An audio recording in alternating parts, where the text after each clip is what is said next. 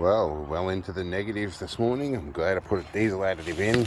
It's definitely, my tarp is all frozen and cracked. Let's see if the 4x4 will start without glow plugs. Oh, it's a bit rough. Let's bring the idle on. Well, the outside on the bonnet is 2.7 degrees. In the cabin here is 3.2 degrees Celsius. Good shorts weather. And we're looking at 4.8 on the gearbox and 3.8 on the coolant. So we're around the corner at the bus stop after doing a blocky, and we're just moving off the 40.